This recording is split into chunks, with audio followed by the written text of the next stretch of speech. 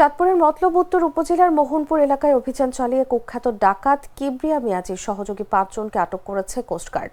মঙ্গলবার সকালে পরিচালিত এই অভিযানে বিদেশি অস্ত্র, ওয়াকিটকি, মোবাইল ফোন ও নগদ ৮৩,০০০ টাকা জব্দ করা হয়। কোস্টগার্ড সদর দপ্তরের মিডিয়া কর্মকর্তা লেফটেন্যান্ট কমান্ডার সিয়ামুল হক এক সংবাদ বিজ্ঞপ্তিতে বিষয়টি নিশ্চিত করেন।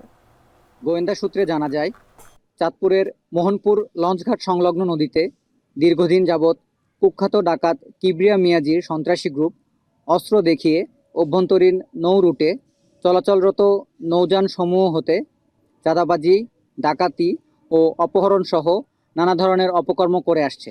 প্রাপ্ত তথ্যের ভিত্তিতে আজ ১১ নভেম্বর ২০২৫ মঙ্গলবার সকাল ১০ ঘটিকায় কোস্টগার্ড আউটপোস্ট মোহনপুর কর্তৃক উক্ত এলাকায় অভিযান পরিচালনা করা হয়। অভিযান পরিচালনাকালে বালখেট এ ডাকাতির সময় একটি বিদেশি শটগান, ১০ রাউন্ড তাজা গোলা, ২ রাউন্ড ফাঁকা কার্তুজ, ২টি ওয়াকিটকি, ৬টি মোবাইল ফোন, একটি স্পিডবোট ও নগদ ৮৩,০০০ টাকা সহ কিবরিয়া মিয়াজির ৫ জন সদস্যকে আটক করা হয়। জব্দকৃত আলামত ও আটককৃত ব্যক্তিদের পরবর্তী আইনানুগ ব্যবস্থা গ্রহণের কার্যক্রম প্রক্রিয়াধীন রয়েছে।